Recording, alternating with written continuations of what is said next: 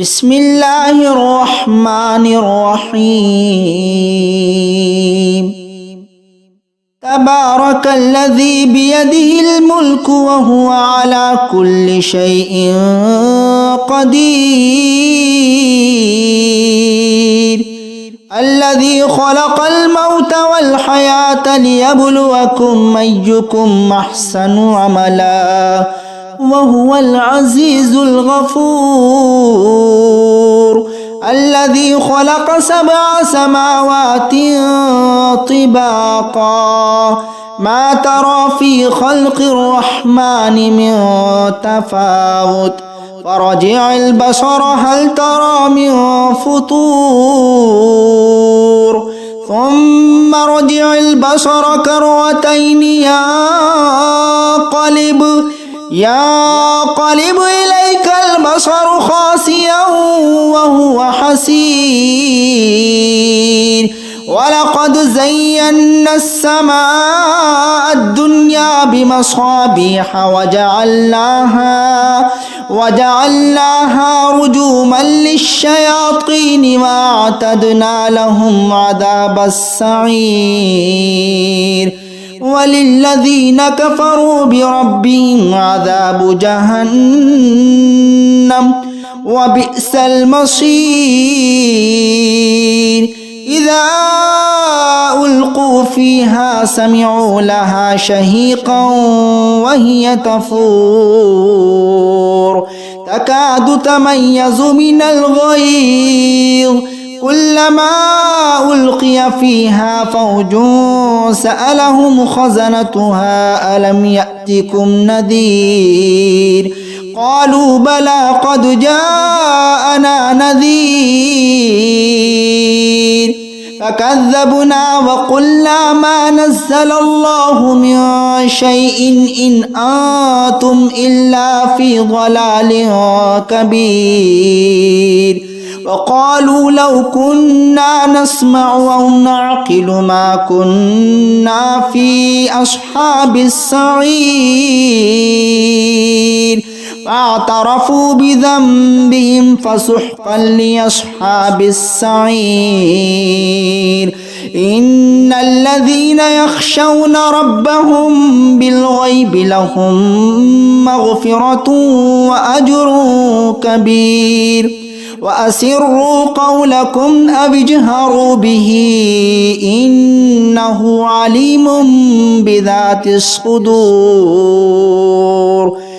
ألا يعلم من خلق وهو اللطيف الخبير هو الذي جعل لكم الأرض ذلولا فامشوا في مناكبها وكلوا من رزقه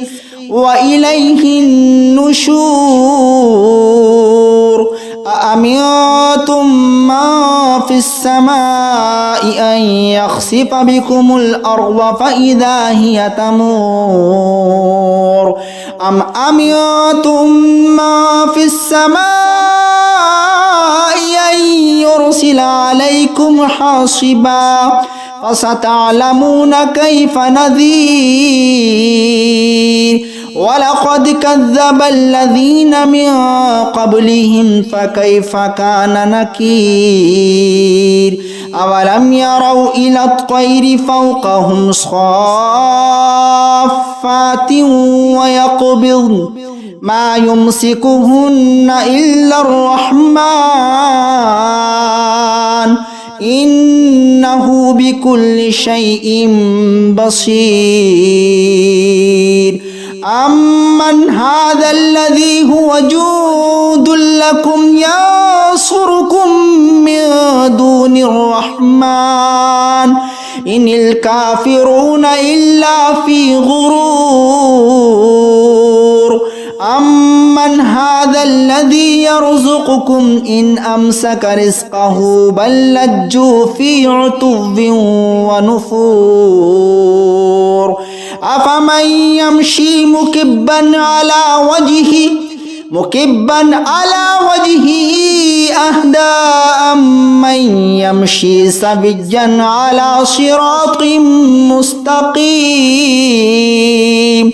قل هو الذي أنشأكم وجعل لكم السمع والأبصار والأفئدة قليلا ما تشكرون قل هو الذي ذراكم في الأرض وإليه تحشرون ويقولون متى هذا الوعد إن كنتم صادقين قل إنما العلم عند الله وإنما أنا نذير مبين فلما رأوه زلفة سيئت وجوه الذين كفروا وقيل هذا الذي كنتم به تدعون قل أرأيتم إن أهلكني الله ومن معي أو رحمنا فمن